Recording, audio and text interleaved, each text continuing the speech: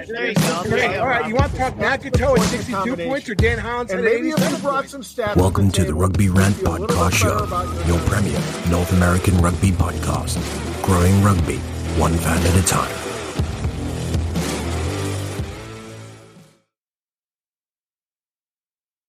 And here we are, rugby fans, back for another action-packed episode of the Rugby Rant podcast show, episode 152. As a reminder, my name is Ty. Ty, we're passing up an opportunity. This is the first time that we've had a chance, the OGs, to get together after our landmark 150th episode of this podcast show, baby. And true to form, we do everything late. Absolutely. But yeah, what a ride it has been. 152 episodes, and thank you for pointing that out, Rob. This is the first time that we got all three to be able to celebrate that. That's where it needed to be. So let's sorry, you wanted to jump in again? No, I'm good. I hope I didn't break your cycle there. I'm sure you were locked in. I could tell. Yeah, the rhythm is gone. Forward momentum is lost. Scrum down opportunity. Typical old boy. Late rhythm method. It sounds like we're show about something else, but let's get it back. And we digress. Of course, Rob, the Hammerschmidt, has made himself noted on the show here so far. Of course, accompanying him, his rival always, Scott, the big guy Ferrara, back to be able to try and put Rob in his place. I hope he does so in this episode. And I am, of course, Ty, the Saffa Braga, back in the hot seat for all of us together for this episode. And it promises to be an exciting one for rugby fans, as there has been the revelation that you now get even more rugby than you thought you would from the Rugby Network with the addition of the Gallagher Premiership, all 93 games starting this October, just around the corner, because what you needed during World Cup time was more rugby. What you need out of that is more rugby, right? But it is, of course, a tradition to be able to start each and every episode with a little bit of news from across the rugby realm. So stick around, and we're going to be back with that at Around the Pitch in a moment. When we pick up the ball, we also pick up a legacy. A legacy that stretches beyond your current team. A legacy built on the backs of those who came before you with hard work. And for those who will come after you, we promise it won't be easy. But we'll be there, supporting you on and off the field.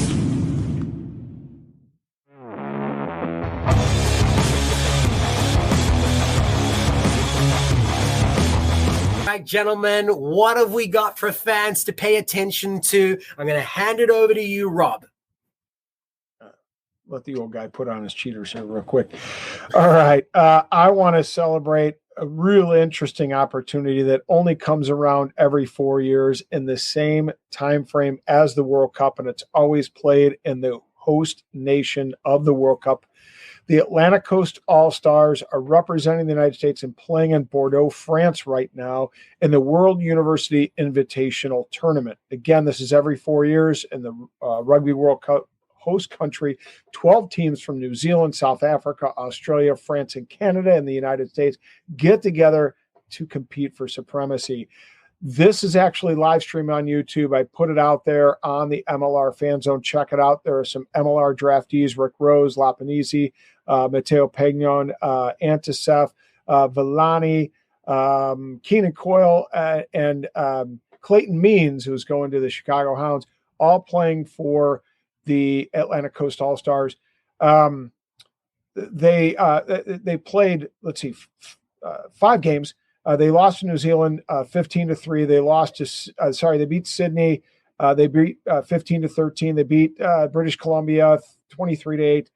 They lost to Cape Town. Ty's going to celebrate later after he takes off his Ireland jersey. 43-7, and they lost to University of Bordeaux 14-8. So some real competitive matches, a great opportunity for these young lads to get another chance to compete in international competition. Kudos to them. Yeah. Congratulations, in particular, my guys from the Hounds and from Lindenwood University, Clayton Means. my guy, can't wait to have you here up north. Excellent stuff. You always manage to be able to highlight, at all levels of rugby, which is one of the things that I really enjoy about you, Rob. And thank you for pointing out as well that I am wearing the Irish jersey. This is not in honor of the loss for South Africa, but it is. Yes, it is, fans. He has changed sides officially. He is an Ireland always a winner, fan. baby. Always a winner. How about I said now for 3 or 4 seasons that our allegiances can be bought, but underneath somewhere it's still South African for sure. So I wanted to highlight why myself and Rob are wearing these international jerseys of not our native nations. It's an opportunity for you to go and grab one of your own at Rugby Now. Phenomenal collection from a variety of countries. Of course, many of them participating in this year's Rugby World Cup, but it's your chance to be able to go and grab some of this older gear at a phenomenal price. I mean, sometimes half of what you might be paying for a 2023 jersey. We all know how it goes. 2022, hey, great price. 23 and a Rugby World Cup, jack that shit up, right? So you got to make sure that you take advantage of whatever comes your way. And Rugby Now does a phenomenal job. Same day shipping if you get your order in time. Really super fast across the US and anywhere you may need it. Check out their international collection at rugbynow.com. Scott, I throw it over to you for your Around the Pitch. So we're taking it up north a little bit. I'm talking about the Canadian women are taking on the English women on Saturday. It's set for, I believe, a 2 p.m. Local time in England, so that's 9:30 Eastern, 6 a.m., 6:30 Pacific. Viewers can watch on Canadian viewers can watch on TSN, and then I think England live streams their side on YouTube, so you can watch it for free on their YouTube. And really, this is just kind of a warm up to the WXV tournament that's going to be happening in New Zealand. We know that WXV is this international women's tournament that's going to take hold. It's tiered. There's going to be relegations at certain points, and this tournament kicks off in New Zealand for its inaugural. But we're going to see really a rematch between Canada and England. That was a semifinal for the Rugby World Cup about 10 months ago, almost a year. It's going to be. I think it's going to be a banger. Rugby Canada has a lot to look forward to in their women's team. I truly think that they're gonna kind of punch England in the mouth, even though England, obviously a top ranked side. I think Canada has what it takes to kind of give it to them on their home soil. And obviously the roster has, friend of the show, Sophie DeGoody captaining at 8. Emily Tatosi's there, Tyson Bukaboom and Maddie Grant also there on the roster. So it's going to be a good one. So we check it out on Facebook, YouTube, or TSN Digital. Again, it's 9:30 a.m. Eastern, 6:30 Pacific. And it's going to be a banger. It's going to be a good one. Yeah. And on that note, the WXV, you set me up perfectly for my next piece here, right? We couldn't have planned this any better. Right down the middle, baby. Right. Thanks for the layup there, Scott. It is the premier, what's going to be the premier women's 15 competition across the globe.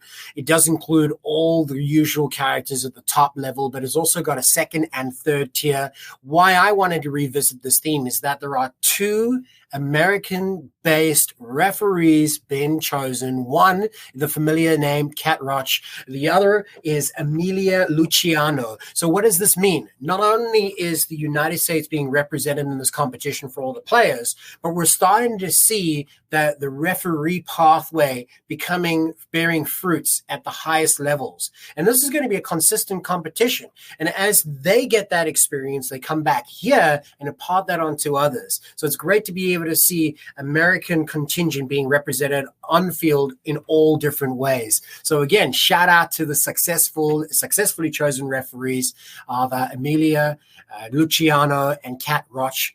Great success stories. We hope to be able to see others follow in their similar footsteps, right? And they can be great ambassadors for many others who want to follow. And on that note, gentlemen, we're going to be taking just a quick moment away, and we're going to return with the interesting conversation of the addition to the Rugby Network with the Gallagher Premiership. Is it a great idea? Who knows? We'll find out in just a moment from these guys. Tighthead Brewing Company is not just Chicago's premier location to watch rugby and enjoy quality ales and lagers. It is also a great place to enjoy local acts performing live music every Thursday and Saturday nights. Additionally, their Wednesday night trivia nights are something not to be missed. Tighthead is located in Mundelein, Illinois, and easily accessible for many Chicagoans, as it is just steps away from the metro. Owner Bruce Durr and the Tighthead staff are dedicated to ensure your microbrew experience is as tight as their beers.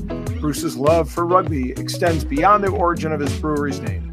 Tighthead is committed to supporting the rugby community. This includes his support for Lake County RFC and our own Rugby Rant podcast show.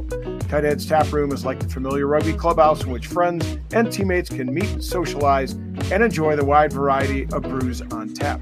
Regardless of whether your palate enjoys a good IPA or a dark barrel-aged brew, Tighthead can deliver.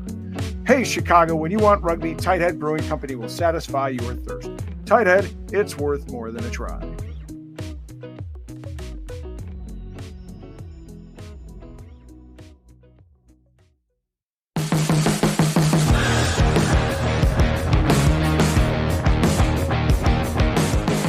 Welcome back, rugby fans. Again, it's time to talk about the Gallagher Premiership finding its new home with the Rugby Network. And the Rugby Network itself is continuing to be able to shine brighter and brighter as the months and seasons go by. The crowning feather for them right now is being chosen as the host of all 93 matchups in this year's 2023 and 2024 season of the Gallagher Premiership. This is certainly a feather in their cap, perhaps the top competition that they have ever shown. Yes, they've had Japan League, but really to American viewers, Gallagher Premiership is how a lot of them started to learn about rugby and started to be able to become interested. Whether, whatever team it was, this was the first access they really could follow season after season for that. So this is an important moment for the Rugby Network, and I'm sure that we have to be able to ask this question. I think I know where it's going to go, but is this good news for rugby fans and the Rugby Network? Scott, let me hand it over to you first. Let's get hot, baby. I think the first thing we talked about when we said MLR was going to be on this platform called TRN was how do we make it so that more rugby is on the platform, right? And we said sponsorship, right? Because MLR obviously free to anybody when those matches are on there, or there's a 24-hour delay if they're on the Fox or CBS Sports, whoever has a contract at that point, which I do think is how you're going to work those contracts out. That's just what you're going to see across the industry. And we talked about, well, are the Eagles going to move over? Is Rugby Canada going to move over? And it seems as though they've started to move over from Flow into hitting hitting TRN. Remember, TRN, Rugby Pass backed company, but really, Rugby Pass created it in conjunction with MLR to bring rugby to fans. And this is a huge leap forward. I mean, I didn't think this would happen for a while. As somebody who obviously, Saracens fans been watching online for quite a while and paying for it on other platforms, to leap right over to TRN, I think has shown how much of a big jump that rugby viewership in America can force other competitions to shine a spotlight on it. I mean, and we know, watching Gallagher Premiership, you have teams that are folding because of lack of interest showing up to their stadium and buying tickets. And you have a whole segment of fans over here in the States who root for those teams and are fans of those teams and want to watch it. So, I mean, I think it's great. It's great on a couple levels. One, it's great for those teams to get more exposure for their fans. And I'm sure there's going to be a few MLR fans who are going to find their new Premiership team, right? Everybody has a URC team. Everybody has a Premiership team. Everybody has a secondary international team. Everybody has a second MLR team, to be quite honest. So it's again, engaging that league to more fans. Then on our side, it's taking the rugby fixtures, putting them on a platform that's rugby specific. So you don't have to look through motocross, and I'm not trying to throw shade at other sports, because it is nice to on Peacock, you have the Premiership, you have the Rugby World Cup, you have hockey, you have football, you have college football. That's great. They have their regular shows, they have your regular TV, but now you can go in and tell somebody TRN, the app is free. We don't know if they're going to be charging or anything. They haven't talked about it yet, but as of now, the app is free. It's available on most platforms. You can go to the website and watch it via the website. So now flick it up to your television, get it on the big screen, and hopefully watch these big boys play some rugby. So I think it's a really good idea and a big leap forward that just makes sense, and two, just shows that as much as we talk about, it seems as though we only think of the relationship of rugby in this country and in rugby and in Canada is how well are the national teams doing, men's and women's, 7s and 15s, gauges how much interest there is in rugby. And we know that's not necessarily the truth. I think this proves that. Yeah, and that's an excellent point, though, because it's not a great metric whether how many people tune in to watch USA Rugby or Rugby Canada, right? It's not a true reflection of your rugby-loving population. And we've seen that with, stadium attendances for New Zealand versus Ireland. We've seen, these type of things that are really doesn't have to be USA-centric. Right now, would we love it to be? Of course. But there is great content there that rugby fans have come to love and enjoy. Now they can choose to be able to do so through one home at the Rugby Network at this stage, as you rightly pointed out, for $0. So this is a paid product being offered to you right now, absolutely free. That's top quality rugby. Now, a lot of people would say, oh, well, maybe it's a diluted product because maybe some of those teams that are there's only 10 teams now. Rubbish, right? It's still great rugby. All right. Well, that's my opinion. I'm sure it would be the same for everybody here on the show.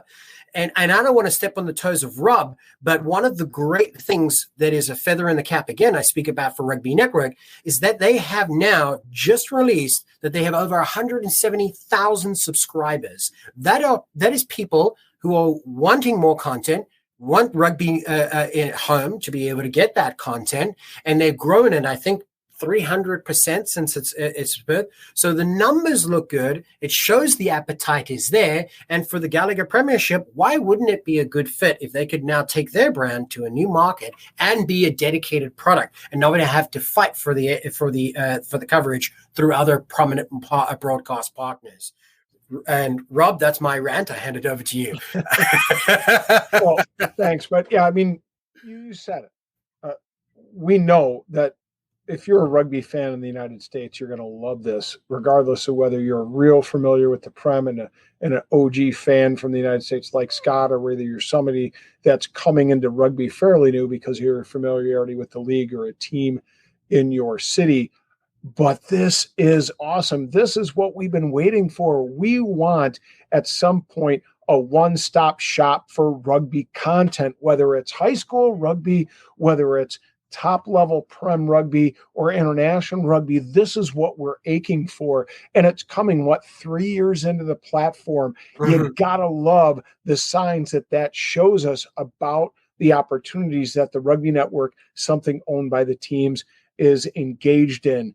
I love it for a lot of reasons. Number one, again, one of the top leagues in the world, not necessarily top paying, but certainly one of the top leagues in the world. It's on this platform. That's a recognition, the significance and importance of the platform, and the need for the Prem to dive into an untapped market. What I like about this too is I think I can't sell this enough.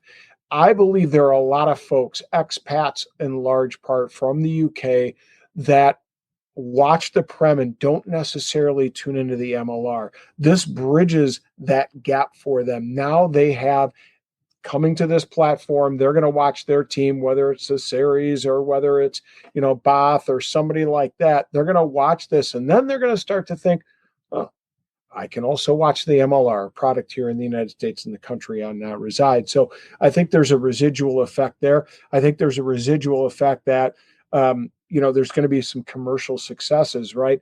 There are going to be commercial partners for the Gallagher Premiership. They're going to be seeing the opportunities here, and they're going to want to start to plug in to the MLR teams and have an opportunity to sell their wares to that American audience who are watching the MLR. It's going to bring more eyes from Europe into this market as we start to build towards Rugby World Cup 31 and 33. It gets us one step closer. Will we see the Rugby Network make a play for the Rugby World Cup when it comes upon our shores in 2031 and 2033? Would not that be a boon for the Rugby Network. I believe it Right. would. It's what we've been aching for. It's what I've been talking about for years since this platform came into being. I love it. Kudos to the Rugby Network.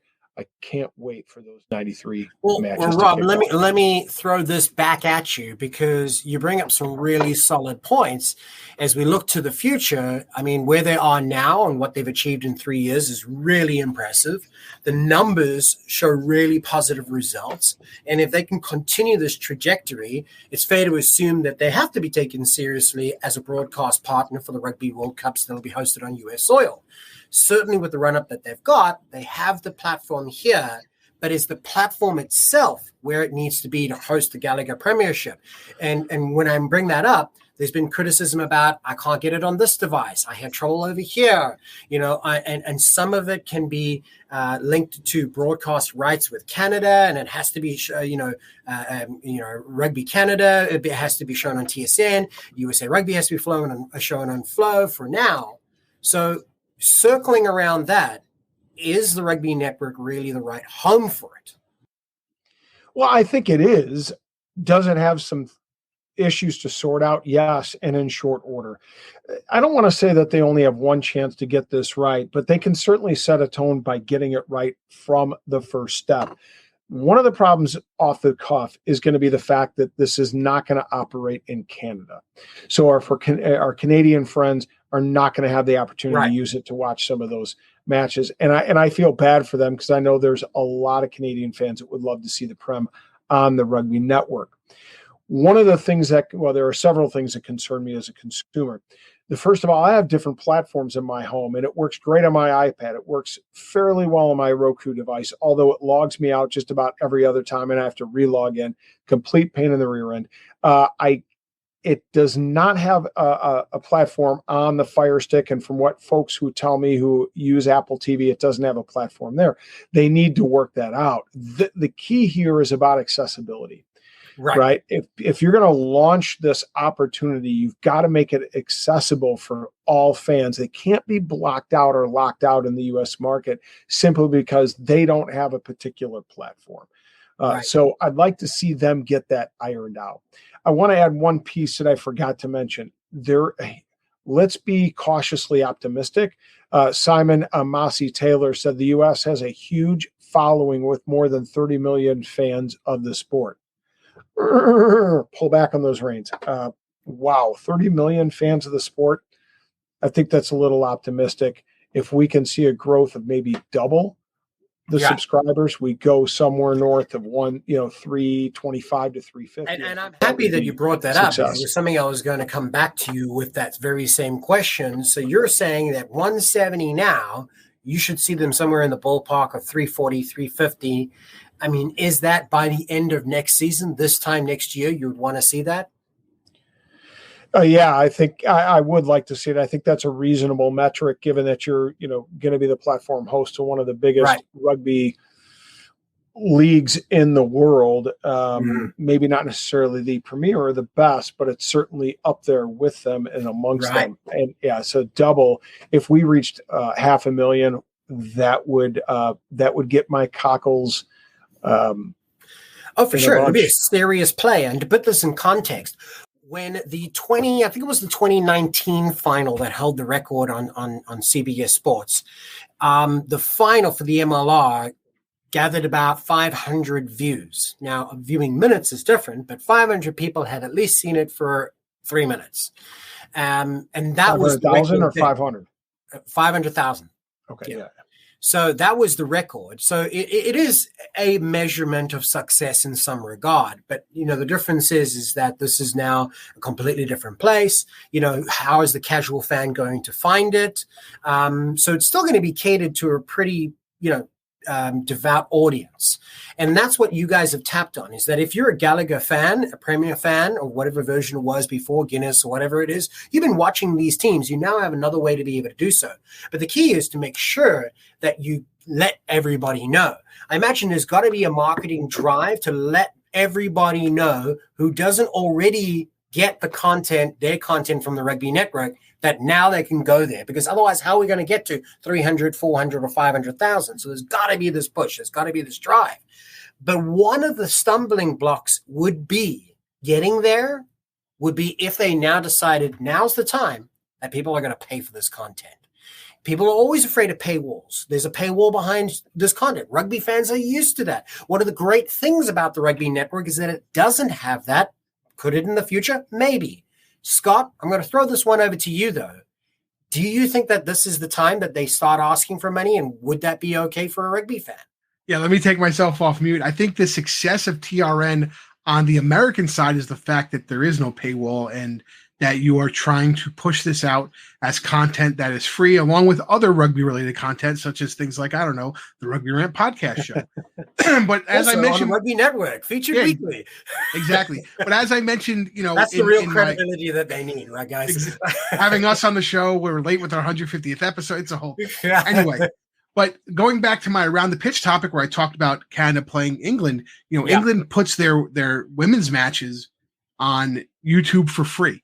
Right. And because they're looking to drum up interest in the women's game, they're trying to promote the women's game. And as we saw in the Women's World Cup, they did have commercial sponsorship, but some of these one-offs are going to be trouble. So, but why not put it out there for the casual fan and find smaller sponsors? But let's just say they want to put it behind a paywall.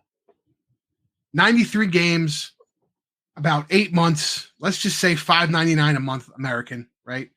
That's like 51 cents a game if you watch every game, and TRN, logs those as viewable replays almost right away. I'm sure there will be a little bit of a delay to log those replays just because it's the first year they'll have to work stuff out. But my point is, even if you miss matches, you can go back and watch matches again. 51 cents a match at $5.99 a month isn't too bad. That's something I would pay for to watch 93 rugby matches that aren't available to me regularly. And what will that do? That'll help TRN gain some more capital. So maybe then they can get the Roku app. They could put it on Apple TV. They could do all these things. What I do is my phone flicks over to my television.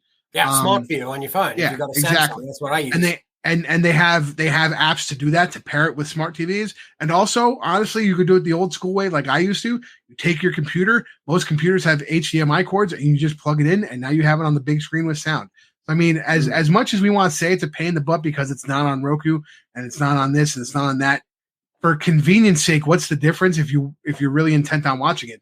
And before, I was able to flick TRN up to my TV. That's what I had to do with my laptop. I didn't put my laptop on my under my television, plug it in with my HDMI, and that's how I was watching all of my content when I wanted to watch those late Friday and Saturday night matches. I agree with you. Now, regular rugby fans are going to do that because they have been doing that until recently. But how are you going to grow if you still need to do that? So it's kind of a chicken versus egg scenario. Right. And that was kind of my point, right? I mean, you really want to give as much opportunity for access as you can. Yes, but here's the thing. Hold on. I just want to interrupt real quick. It's on a new platform. So what do you have to do in the first 2 years of this contract? The only 2 years of this contract. Proof of concept. Are the people who watch the Premiership, the numbers on Peacock for $6.99 a month, or CBS when it was on there, all the different platforms it has been on, are those real rugby fans transferring over to watch? So if you can't prove the concept for the regular rugby fans, you're dead in the water as far as any type of contract renewal going forward. So my point is, while I understand you want to, on the MLR side, you want to get more American viewers to watch the Premiership, because by the time it ends in March, you've now rolled into the first quarter of the MLR season. That's a great concept. But before we can even do that, we have to make sure that we're getting all these international fans and all these people who watch rugby in America on this platform just to switch over. So what's that switch over going to look like before we talk about growth? Rob, you wanted to respond to that? No, I agree. I think that's an important component. Again, so long as everybody, I think working with, and it works on Roku, but working with, the Fire Stick and some of the other platforms just allows that to happen more seamlessly. Rugby fans are going to find a way to do it, especially if it's free, if they're used to paying $5.99 or whatever it is through, what was it? Peacock. People are cheap. They'll try to save $6. they'll go, well, look, if I'm getting it for free, I can buy a Chromecast for $30 or whatever it is. And over the course of, get rid of Peacock, and over the course of, 4 or 5 months, over the course of the season, I paid for my device that I can now stream it on my TV more easily. So, we know that they'll find it, but again, I think to grow the rugby market, it'd be nice for them to step off on the right foot and make sure that people who have any device have access. Right. And I think that that is so true, because you want to give people access. But the first component that is right is that they need to know that it exists, that they have access to it. Yeah. Then getting access, right? So there's the two parts there that we've yet to be able to see. This announcement comes pretty close to the first game, which I think is October 14th or something. So I would hope to be able to go onto social media now, and especially me being in their target market, already engaging in rugby content online, I should be able to see adverts and be targeted that watch the Prem on the Rugby Network for free. And likewise, everybody that's a casual viewer should be getting that same marketing, because first you need to know that you have access to it to get access to it. So I think that that's one of the other critical components to its success, because as Scott pointed out, okay, you can be forgiven if you don't see the incredible rise and improvement in numbers on year one, but you can't do that on year two as well. Right. So we're going to give you this year to be able to figure it out. There are going to be I think the timing of it is what sucks, because how much social media presence are you going to have in the middle of the World Cup? For sure. And if you look at a lot of the unions, right? So for example, we always talk about how MLR and USAR and Rugby Canada have symbiotic partner relationships, but the RFU and the Premiership are completely linked. And if I'm the RFU, do I want to be talking about the Premiership on those specific targeted posts that you're going to put out for SEO, or do I want to be talking about the guys wearing the roses that could win a final of a World Cup right now? So I wonder if you're going to see if I don't think they care about. Maybe they care about it in the UK with their audience because it's a crossover, but they don't care about it here. No, but what I'm saying is, if you're talking about how you want to see it on this and you want to see it on that, what's it worth for the RFU to take their regular spots that they know are going to get 3 million views to throw up the Premierships on TRN right now today, when the English are fighting for, are going to get out of pool play and possibly get to a World Cup final is my point. Yeah, and I would be interested to see what it would cost TRN to actually do an advert in the Rugby World Cup final, like on a banner or something, electronic banner or something like that, and see if the Gallagher Premiership would be willing to offset that cost a little bit, simply because as well as I do. So you mean like they run it on the NBC broadcast during on the banners on the field, where NBC is not going to be able to, are they going to be really able to dictate what banners go on? No, but I don't see the value in them doing it there. If they could get it on NBC, right? Which probably, but they don't have ownership. They don't have. Correct, no, wait, they used to show. Was it NBC the sports that used to show the Gallagher Premiership? I can't remember. Yeah, they were on Peacock.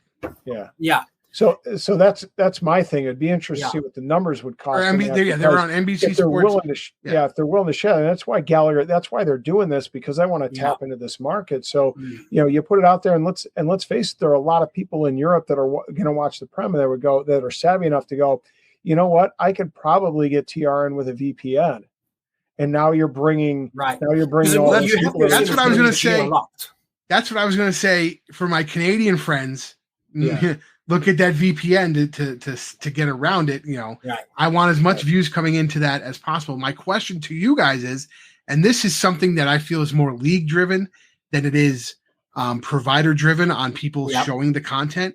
When are we going to have pre and post match shows and halftime shows? Because my point is, we haven't seen it in the MLR, but that's because the individual teams don't have a platform to do it yet, because they're worried about what's happening on the field and around the field. Resources are limited and stretched already. Correct. But the Premiership, we know, already has the game experience thing down, right? We know that they've been doing it for years. They have it down.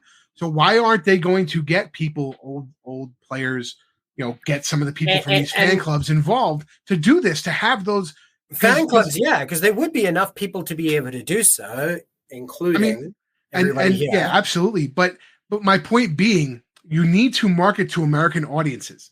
And what do I always say? Outside of rugby fans, American sports audiences love to see their pregame show of their team, love to have the postgame wrap up, love to have the talking heads talk about it, and you see it with all Big Four teams in college and this and that. I don't know if they could be able to do it now, but if they could prove that they're getting the viewership over at least next year, they should be able to focus in and just have a friggin' 15-minute pre-match, it doesn't 5-minute halftime. Yeah, have 5-minute halftime. A long way to educating your rugby fans as well. There's so many secondary, tertiary benefits. There's advertising opportunity. Absolutely. There's so many things that we could think of. I definitely see value in that, right? So let's imagine with this comes that ability. This would be the one to try it on, right? Because you got an established brand, you got credibility through it. You've got loads of resources to be able to assist you. The stats are unbelievable. They could go through the analysis. Gallagher Premiership has amazing stats that they share online. You've got all the resources available to you. You just need the people, and the people are there, right? If you can leverage, fan groups or whatever it is, and they're willing to do this content for free. Won't they just be pulling the feed from the Prem feed? So on the halftime, I'm glad you brought this up because I did want to visit this. So, for example, if this is shown on Sky Sports, and I can't remember who the main partner is, ITV or Sky Sports, whoever it is on the British side, right? They actually pay the broadcast team for the halftime and pregame. So they own it. They can't, Gallagher Premiership can't sell that on. Gotcha. So it would be two agreements. So in which case, that being said, if that's true, and we're not going to see the pregame or the halftime show at all, how sweet would it be if you got a couple of MLR players who aren't in season, right? And I love Petrie, but I think we see what value Petrie brings, as a player. Unfortunately, I just don't know that he's a household name, even amongst MLR, diehard MLR fans, right? People are starting to get to know him and the value that he brings, but bringing in a guy who's gregarious, a guy like a Luke White or a guy like, a Pago or, somebody like that who can come in and do the halftime show. You get an opportunity to showcase the personalities of the game, and you have a rotation, but you can showcase the and it can be done remotely. You don't have to bring them in studio to reduce costs. No. Absolutely. I think that's a great way to do it, and I think that's a great way to bridge the gap between the MLR. I think maybe throwing Mike Petrie in there, right? I understand why you wouldn't like. You definitely have a good concept going of having current MLR players do it. Right. Mm-hmm. I do think Petrie hopefully is going to make a jump and become the premier USA Rugby one of the guys. I think if him and Dallin, this is off topic, but if him and Dallin, do a match, I think you're going to have way more success. You're gonna understand the match better. Petrie is fantastic. His analysis is on point. He's concise. I like its style, and then balanced with the animated commentary of Dallin. Exactly, it would be a good team. Right. Exactly. So that's off topic, but I do think if doing something like that is, again, it doesn't have to be more than 15 minutes. You only have to do it one match a week, at this point, and just set it up. Yeah. Look at us, business strategy for them, huh? And I mean, because my point is, even if let's say it wasn't a pre-match show, and let's just say it was a little halftime analytics, because what you see in these stupid halftimes is they show the field with nobody on it, then they show the locker room with no audio, then they show the field, like ambient. Then they go back to the locker room. And half the time, if it's the Quins, Joe Muller's like scratching his balls. Like, you don't really see anything. You get nothing out of it. You go back, you scratch your balls and pee, and then you grab a beer. And there's an opportunity for education, analysis. Rugby 101, Rugby 102, Rugby 103, MLR videos. So Adam Lejeune-Kopp, if you're listening from the Rugby Network, let's get on this. Hey, you know what my idea is? They've got so many content creators like us that they could tell us, create a 15-minute pre-packaged thing and we'll put it on in the halftime. Seriously, they have us, they and especially for the Premiership. I mean, I see a lot of people out there. Matthew Skerritt, Anna Humphreys. There's I'm dropping some our buddies over. Oh my God. I'm blowing it. Oh God. We had a couple of no them. pressure. TikTok. Yeah. TikTok. Yeah, we had a couple of them on, and I can't remember the name, but there's a lot of UK creators that have get thousands and thousands of views that could be put in that position. And you've seen Anna Humphreys and people like that go to the Women's World Cup and stuff like that. Right. So why not try and create that partnership for the Premiership just for this source? So let's take the opportunity to wheel it back into the house that it should be here, which is talking about the Gallagher Prem. It's now revealed that it is going to be a fixture, a primary fixture. I think it's an exclusive deal, right? It's not been shown anywhere. Exclusive deal for 2 years on the Rugby Network. I have a last question to propose to both of you. Playing devil's advocate here. What if we continue on this form to be able to add the Gallagher Premiership, and maybe it's the URC or anything of an equivalent nature that is a top quality league. Maybe it's the French League One or whatever it is. At what point does the Rugby Network no longer become a home for Major League Rugby and just a sub-product of it? Never. I think in my mind, it's got to be the premier platform to get professional rugby, domestic U.S. rugby here. So if you fast forward and it has 3 million subscriptions, and when it is time to be able for MLR season, and it's relegated in its own platform, because there's higher profile content that gets more views and more exposure and more sponsorship. There that risk is what I'm saying. Yeah, and there is a risk, but then what you do is you make certain aspects of the platform and content on the platform free, like your MLR, because you really so part of it behind a paywall. Yeah, so you bring fans right into that MLR. Here's where it's free. This is the entry point, whether it's college, high school, and then the MLR. And then for that exclusive content, you might go through that paywall, whatever it might be. That's a really good point. So no matter what, Major League Rugby should always be free to view. Right. And then on occasion, either pay-per-view model or a subscription model could be an interesting tactic. We're going to leave it for all of the fans tuning in here to the Rugby Rant to be able to tell us what they think. Drop a comment. Maybe we're way off base. Maybe you think you're okay paying $5, $10, or even $15 for this type of content as a whole from the Rugby Network and want to see more and more of it. And so you hopefully do have that one-stop rugby shop, right? But tell us whatever that thought may be by following us under the handle at Rugby Rant Pod on all of our social media. You can continue to enjoy that content by following us on the Rugby Network as well, where we will continue to share weekly content through the Rugby Rant podcast show, where we aim to grow rugby one fan at a time. Gentlemen, it has been an interesting debate. I think it lands that we all think it's a great idea. We all love the fact that there's more rugby, and it's continuing to grow that here on American soil for fans to consume more and more rugby of it, because it's a win all around. And good stuff for the Rugby Network. If they are looking for hosts for a halftime show, they know where to find them. So we're just putting it out there. But again, it has been another great opportunity to share this time with you here on the Rugby Rant. And we thank you for joining us. On behalf of Scott, the big guy Ferrara, Rob the Hammer Hammerschmidt, and myself, Ty Braga, we will see you at the next.